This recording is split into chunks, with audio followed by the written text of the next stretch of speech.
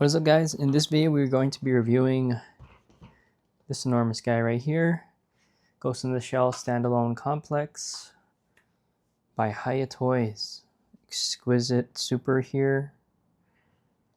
Yeah, this packaging is definitely super. It's literally enormous. We got Major Kusanagi's name on the side there. Some information here. Okay. Social medias and whatnot. Now let's go ahead and open this guy. So this is actually my first Hiya Toys. I've never owned anything from this company before, so this could be pretty interesting. Let's go ahead and open it up. Wow. This, of course, we have our undercover operative here, the Major, looking pretty epic.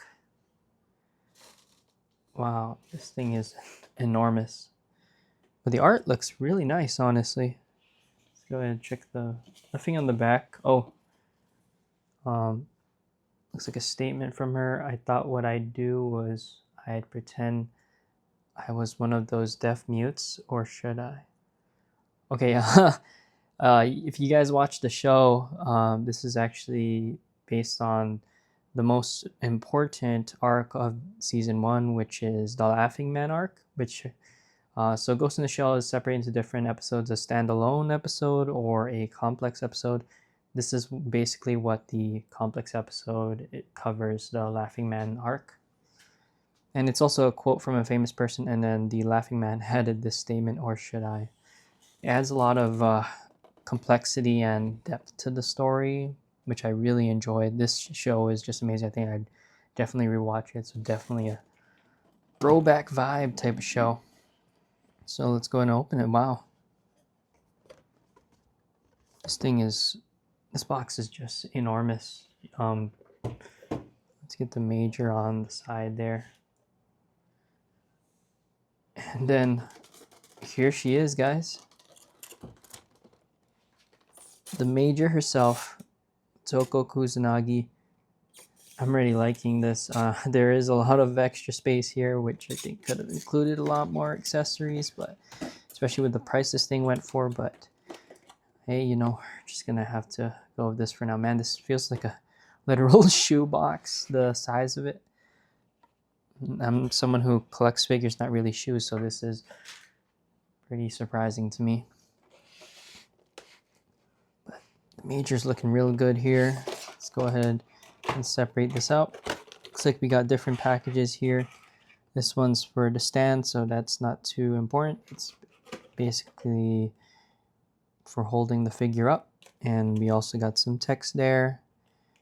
And I think some people have said that this does open up to hold the accessories, but it's not important for this video. Let's get to the figure.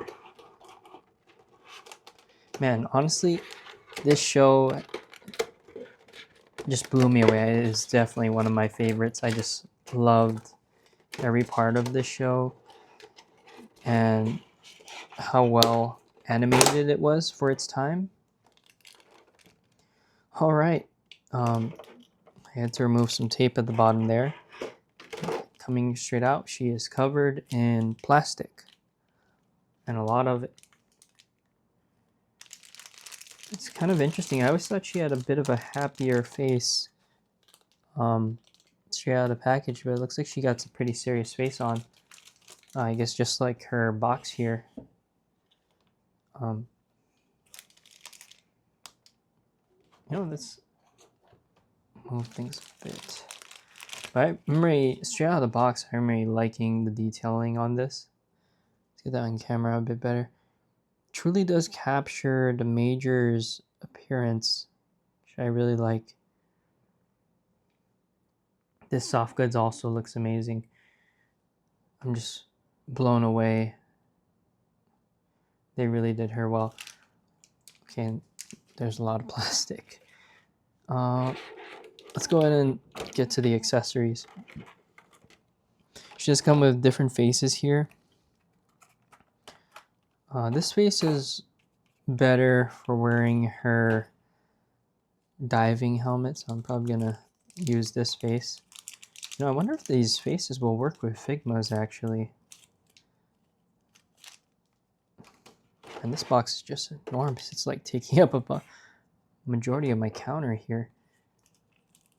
And here's the other face, which is basically a yelling face. But I've been really looking forward to getting this figure. It has just been a long wait for me to finally get. Okay, so let's go ahead and take a look at these faces. We got the yelling face, and we got the slight happy face. Okay, lots of plastic. Too much plastic. And then the next accessory in our pile, man, this box is enormous, is all the other hand accessories, her diving headpiece, her guns, and her knife. And it looks like we also got some hands without gloves here. I don't think she really didn't wear gloves.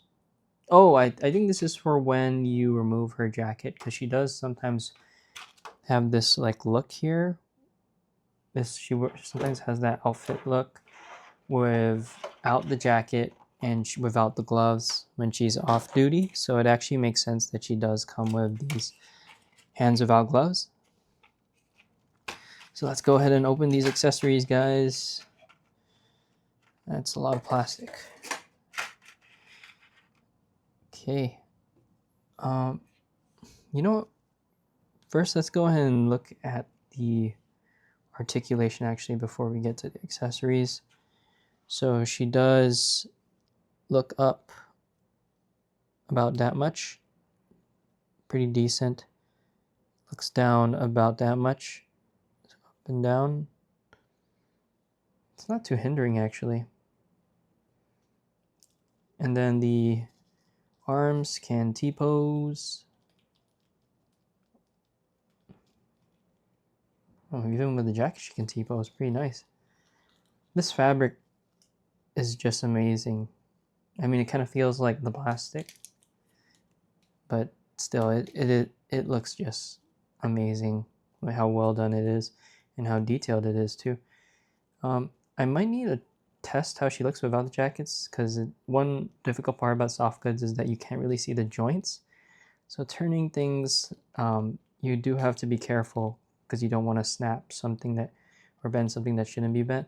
So if you saw what I did there, I kind of turned the hand a bit to match how the hand is the arm itself is supposed to bend. Get that a bit better. So we can do full arm up. Can go up. Arms can stretch out that far, backwards that far. Does what it needs to do. And now let's go ahead and check out that ab crunch. One important thing people always like to test with figures is that ab crunch. Goes down that much, back up, backwards that much. We can even get a bit of opening there. Which shows that they really tried to articulate her really well. One thing I did want to point out that isn't in the show is this thong strap she got going on here. I don't know why they added that, but she doesn't really have that showing throughout the entire show. I think they were just trying to make sense of this strap here, but I think these are usually hidden by the belt in the show, because yeah, I've never really seen the thong strap, I guess. I guess it was a developer or artist choice, so I'm not going to argue too much about it. So let's go ahead and test the leg movement though. It's a bit tight because it is new, but she does kick out pretty well. Goes about that far. Can she kick back? Kick back about that much. More than 90-degree bend on the leg. We got swivel. Okay, no swivel, but so that's just for art. just for style, but they could have added a swivel there, but I guess it would have looked a bit weird, I guess. But I really like the detailing on these leggings. Look at these guys. There's some shading going on here. That's pretty cool. She got the shin guards like she's gonna play some soccer. I never really noticed that in the anime, actually. I guess maybe it helps protect against bullets or something. Or when she's kicking people in the face, she does that a lot, actually. In the show, she kicks people, roundhouse kicks them like that. So that's pretty cool. Okay, the one thing I was curious about was the shoe articulation, because yeah, similar to other people. Oh wow, look at that! There's even shading on the boots here. I don't know if you guys can see that. Pretty good shading there. But let's go ahead and test out the articulation on the shoe, because this is something I was really curious about. Because yeah, this is covering the joint here. So shoe can go up about that much, down about that much still. No toe joint because yeah, it's being covered. Left, right. Can kind of do, there's kind of an ankle rocker there, but the rubber kind of pushes it back in place. Yeah. It's good to loosen it up a bit. We go down. Yeah, it's a bit difficult because of this boot. But at least she can stand. It looks like, yeah, at least she can stand, so it's not too much of a issue. Can she stand straight though? She is a character with pretty big hips, so she probably can only stand with her legs. Oh, never mind. She can stand with the legs close. Okay, now let's get to the accessories. Yeah, I think the boot thing is the only thing, because I think some people might have wanted a bit of a noticeable ankle rocker and maybe a toe hinge. So the first accessory is her headpiece here. Of course, this won't really fit with this head, because I don't know if you guys can see, she has a little hair piece there, kind of blocks a bit. Let's go ahead and test that out. Yeah, that is not going to go down. So we'll have to use her smiling face here. It has the hair a bit pushed back to put that on. So this is my first time removing the head, so let's just go ahead and be careful. But it looks like it's supposed to come on and off pretty easily. It looks like it's, you just put the peg in. Ooh, yeah, I've never owned figures from this company, so I'm just kind of learning my way, just like you guys. If you've never owned a Hiya Toys figure before, I'm with you. But it's, jeez, that's pretty tough. Maybe I should have removed the jacket. I'm trying to get it straight in there, so it. Wow, this is pretty tough, you know. Whew. I think this would require removing the jacket, because I don't want to break it. Just move the jacket back a bit.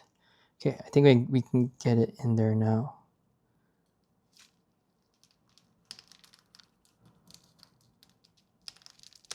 There we go. I think I heard that snap. Oh, this is a nice pose, actually. This is actually the pose she makes in the anime ending where she jumps and falls. You guys have watched. Except she's wearing a full set of pants instead of this. So I think that's to symbolize her growth as a character, honestly. But with this head, we are able to put on her headpiece. This is supposed to cover her eyes. There we go. See how smooth that came in? Poop pop. Pretty smooth. So yeah, this is when she's mainly gonna wear this when she's diving, so I'm probably not going to be using this as much, because I kind of want to see her face. And I'm also worried about paint rubbing because, yeah, this has to cover. But I really like the smile. I don't know if you guys can see how nice that smile is. That is a nice smile. It is a nice figure. Okay, let's get to the other accessories here, though. Comms. For all those people wondering what this is, these are comms that they use to communicate with each other in the anime. So the way this is gonna work is it's supposed to go behind her neck, and then they connect the wire. I probably should have attached this when she didn't have her head on. Then again, putting on her head is a bit difficult too. So I would probably see if we can. I'd probably remove her jacket. That's probably the first thing I would do if I was putting this on. But I'm not gonna put that on because I don't. There's not even a wire to connect it to someone. But just know that that's where that's from. It's her comms. It's supposed to go at the back of her neck. But you don't really see that often because she doesn't really access the comms much. It's mainly the characters having blank stares and they're talking to each other with their head through telepathy or through that net connection that they got. So let's go and check out the hands, guys. Okay, let's have her try and stand for a bit. So we got some fist hands. She's not really a puncher though, but the major does gotta have her throwing hands. You know, you gotta throw hands sometimes. Then we got another fist hand that she doesn't really use. She doesn't really punch that much. Oh wait, actually I think she did punch. There was that one episode, I think. Yeah, I think there was that one episode when she did have to punch someone in Standalone Complex. Pointing finger for when she's giving her team orders. You gotta follow those orders. I don't know if you guys can see that. Yeah, there's the pointing finger.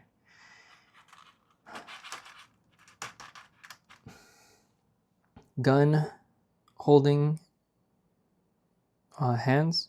You just gotta insert them both at the same time. Okay. And then we got the other hand here, the regular gun. I think this might be the regular. Well, I think this is the knife holding hand. Yeah, she comes with a knife here, so yeah, I think she's about to hold this knife because there is a little hole there. I don't know if you guys can see that. Yeah, there's a little hole. Yeah, we'll find out soon. So she has a knife, and then she has a open palm hand. It's kind of weird because she already has an open palm hand on her, so I don't really see a difference here. Yeah, that's kind of strange. Let me know in the comments if you guys think that there is a difference between these hands because they look kind of the same. Yeah. Then we have another hand. Oh, you know, maybe these hands are for when she has the gun on because, yeah, the other one looks like she's supposed to hold a gun. Is this bendable? Oh, yeah, it is bendable. So, yeah, it looks like we can load her up with a gun with this hand.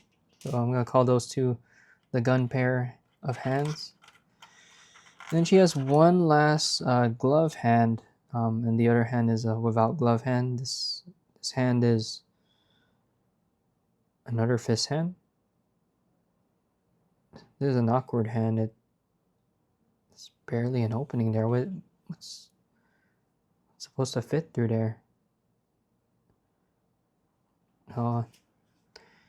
We have another fist hand, I guess, but that's strange. And then when she doesn't have her jacket on, you can give her the hands without gloves. Here's our first hand. Wow, this is bendable, guys. Very soft. You know, I think she could hold a gun with this. Look, the hands can move. Wow. I don't think oh no. Even the pointing finger hand also has this bending ability, so that's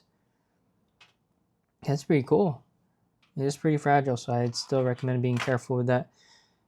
These, oh wow, yeah, each of these move. A lot of thought was really put into this. It's pretty amazing. Even can this thumb? Oh wow, even this thumb can move.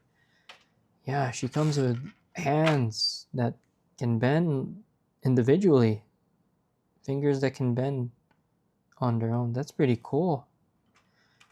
And then our final accessory is her gun. Really like the way this looks.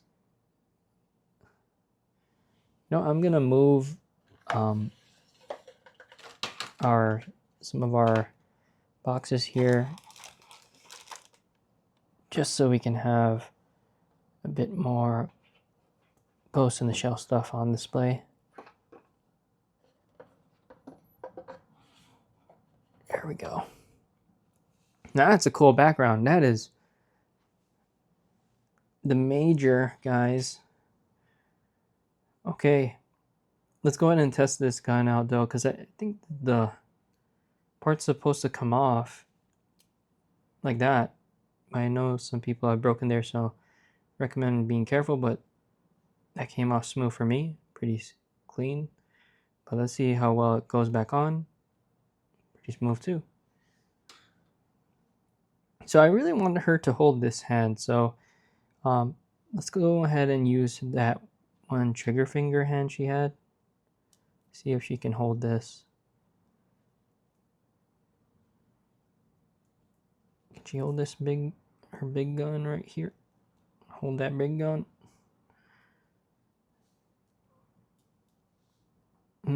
Looks like this might be a bit tough. But these hands are pretty bendable though, so this shouldn't be too much of a problem. Let's go ahead and see how well the hands come off. So that came off pretty easily. You can see a little joint there. I don't know if you guys can see that. And I think these black parts here can come off so that you can have the no glove hand look if you want to go for that. There's not much hands to hold a gun with for her, so we're just gonna have to trust that this one will work. Let's go in and get that in there. Yeah, this black piece here, I think this one can come off. Feels pretty loose. But let's go ahead and see if she can hold that gun.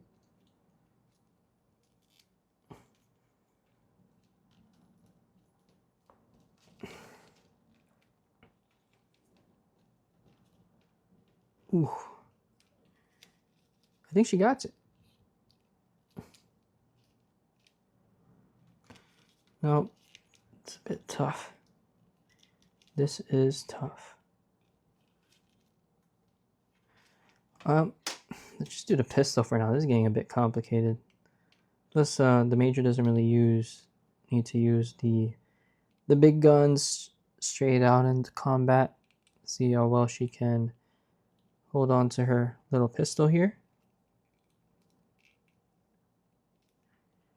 Okay, that came on pretty smoothly. Now I just need to get her one. This is the problem with having multiple bendable fingers, because trying to get that one finger in the hole can be a bit tough. There we go. Okay, we'll call that a win. And for the two hands one might be a bit tough too, because you gotta kind of slide it in there and then put the finger in. But I'll settle for this. This is pretty good. So she stands pretty well. I think if you want to do something a bit more cool, like a lean back pose, I think that might be a bit difficult because of the lack of bend. Oh wait,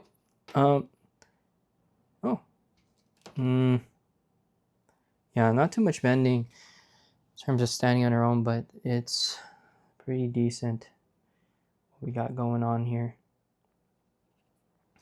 But it definitely looks like the character, guys. She has another yelling head, but that's your thing, if you want to have her yelling.